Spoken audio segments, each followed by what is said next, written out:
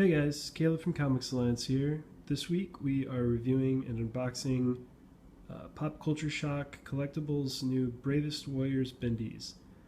The line consists of Wallow, Danny, Beth, and Chris, the four Bravest Warriors. We're going to start with Wallow over here. We're going to pull up a chair and unbox this dude. We'll start by looking at the package, which is huge. Wallow is about the size of, I'd say, the scale of, 5 to 6 inch action figure. And he is the biggest one of all. The box art is straight from the show. If you've watched the show, the Cartoon Hangover series, or read the comic from Boom, you'll be familiar with all the graphics on here. And there's a little description of the series. You can read it at home. Packaging's cool. It's very simple. It's sleek. And it's easy enough to open, I guess.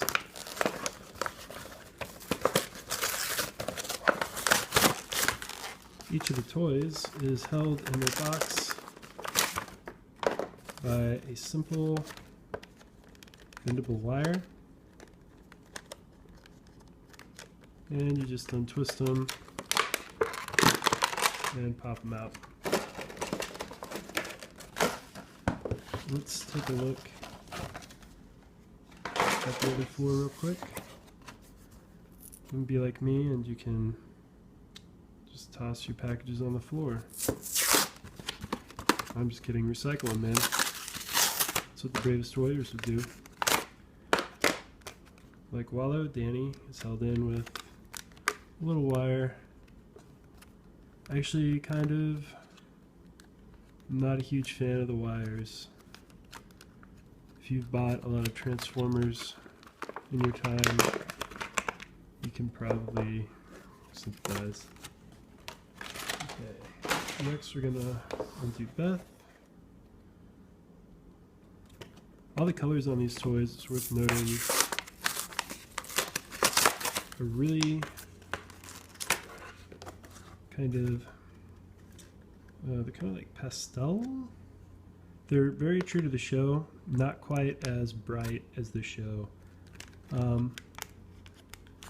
It almost kind of gives them a claymation feel, which is cool because of the bendy nature of the toys. If you played with like a Gumby Bendy, I think everybody had one of a certain age. Here's Chris. Just like those. We'll pop Chris out of here. One thing you'll notice as you've been unwrapping these, all the toys come with a big ol' copyright stamp on their backs. If you're planning on, Beth has one on her back side, Wallow's got one where a tattoo would go if he were a Spring Break 1999 MTV The Grind backup dancer. Okay, so we got all four of these dudes open, chilling. Let's go over just real quick. First thing I noticed when I open them, they've got a little bit of what looks like dust on them. I don't know if that's a manufacturing thing or what. It comes off easily. Might just be a part of the painting process. I don't know, but nothing big. Sculpts are good. Notice just like barely tiny blemishes over here with the rubber, but that comes right off just with a fingernail. So also no big. Sculpt still looks good, doesn't look deformed. Wallow is huge. His hands bend nicely. I don't think there's wire in his individual fingers, so that's something you're gonna want to think about. His legs bend, not that much. And you can see, like all bendy toys, you can kind of tell where the wire is most prominent by the air holes that let the wire do its thing. Wallow's not that bendable. Not a big deal to me. He's basically, if you can't bend him very much, he is still a accurate kind of vinyl toy. Maybe a little flatter than the rest of the characters, like say if you had a scale Wallow, but for the price, which I think was between 10 and 15 bucks, I still like him as a figure, but as a bendy, he's not that bendy. I think the rest of the team is going to be bendier. We'll move on to Beth. Beth she's extremely bendy. They're more noodly, Pendleton Ward design builds allow for a lot more bending. Bend her leg. Her hair is attached to her back, so that's something you want to think about. Her hair does not bend, although she's got her little flippy bangs doing their thing. Oh, I guess it does come undone. Yeah, I don't know if it's supposed to do that. Might put some super glue there. So far, that's two toys not totally delivering on the bendy goodness, but they look nice.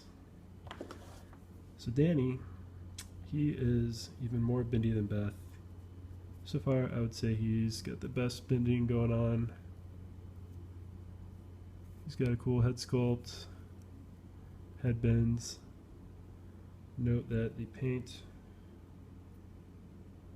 pops up a little, so if you are buying these for a kid or someone who's super aggressive with their bendies, you want to think about how well the paint on these adapts to extreme poses.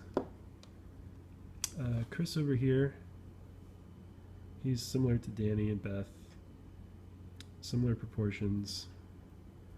The arms on these bend really nicely on the more noodly figures. Legs too, they hold their shape. Beth's legs did not hold their shape as well, if you were watching, probably because they're a little thicker than the guys who just have string for limbs.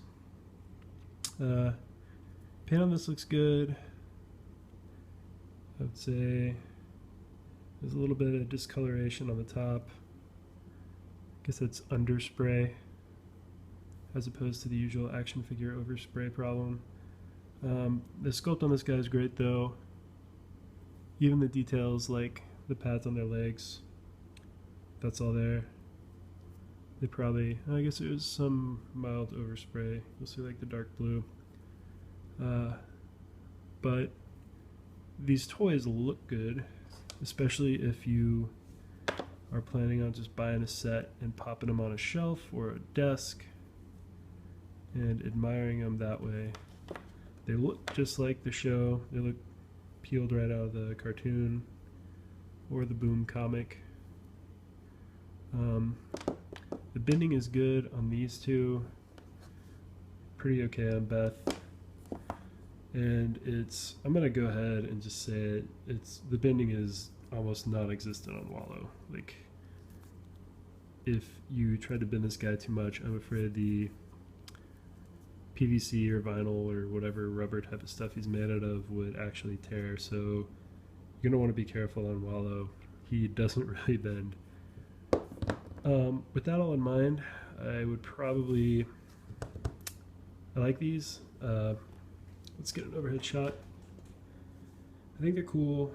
You can buy them from We Love Fine, which also sells a lot of Bravest Warriors merchandise, t-shirts, stuff like that.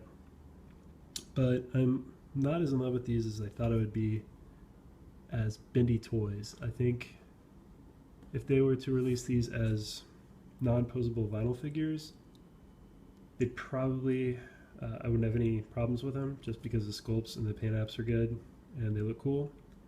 I am actually happier if you'd be spending the same for bendies or non-posable figurines. I think it's cooler that they went the bendy route, warts and all, or slight imperfections anyway and all.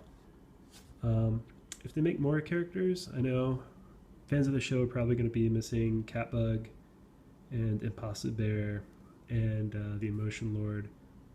Since Wallow's so big, it would have been cool to see like a mini Catbug that's in the same scale go with one of the 3 smaller characters, or a mini Impossible Bear, or one of the other like incidental minor characters.